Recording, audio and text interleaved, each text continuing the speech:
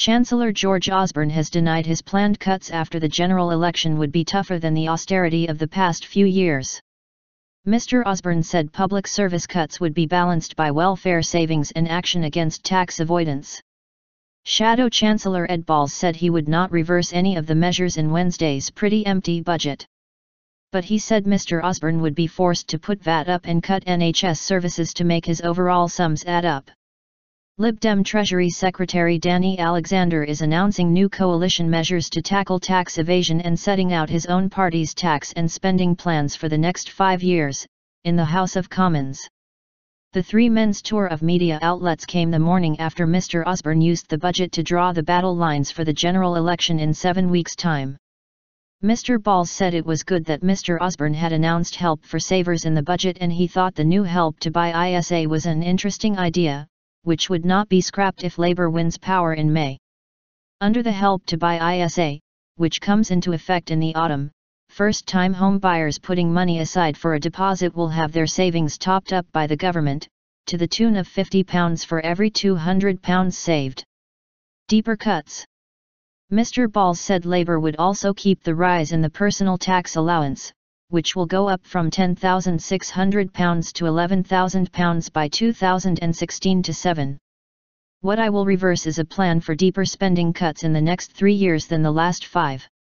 I think that is a really risky and dangerous prospect for our country. I think he'll end up cutting the National Health Service or raising VAT. He said Labour had a plan to cut the deficit with a more sensible mix of spending cuts and tax increases on the better off, and it would also axe what it calls the bedroom tax. But he said Mr Osborne's budget had not changed the fundamental picture, with 49 days to go to the general election. I thought it was quite empty. I didn't think there was too much in it, he told BBC Radio 4's Today programme. Different proposition. Lib Dem Treasury Secretary Danny Alexander said his party would not rely solely on spending cuts to pay off the deficit. The Conservatives are going in a more extreme direction with all the focus on reducing the size of the state. I don't think that's right. I also want to make sure that we can invest in our National Health Service, that we can reward public sector workers whose pay restraint has been a key part of balancing the books in this Parliament, and that's the different proposition that I'll be setting out today. But Mr Osborne sought to play down the scale of the cuts he is planning to public spending, insisting money would also be raised by slashing the welfare budget and cracking down on tax avoidance. I'm not proposing deeper cuts than the ones over the last 5 years, I'm proposing the same pace of cuts for the next couple of years as we had over the last 5, because we're making those other decisions on welfare and indeed tax evasion and avoidance. On Wednesday, in his final set-piece pitch to voters before May's election, Mr Osborne announced that if the Conservatives won power, the first £1,000 of savings interest would be tax-free, meaning 95% of savers would pay no tax. Other measures announced in the budget included beer duty to be cut by 1p, cider and spirits duties by 2%. Pension rules to be relaxed from April 2016 to allow up to 5 million existing pensioners to swap their fixed annual payments for cash. Annual tax returns to be scrapped and replaced with digital tax accounts.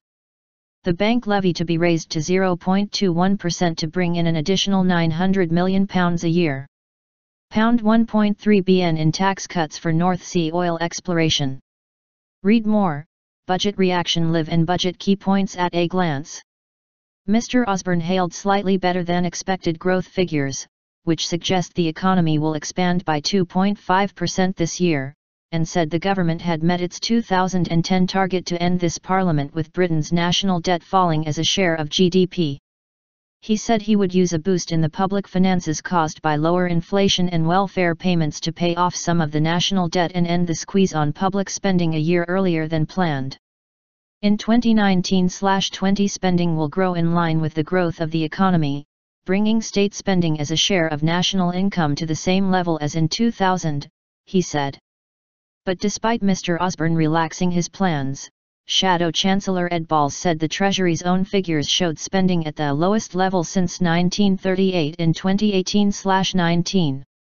The Independent Office for Budget Responsibility said Mr Osborne's plans implied a much sharper squeeze on real spending in 2016-17 and 2017-18 than anything seen over the past 5 years, followed by the biggest increase in real spending for a decade in 2019-20, a pattern it described as a roller coaster profile. BBC Economics editor Robert Peston said the Conservatives believed this critique was unfair as more than a third of the cuts earmarked for the first 2 years would come from welfare rather than departmental spending, though these had not been spelt out.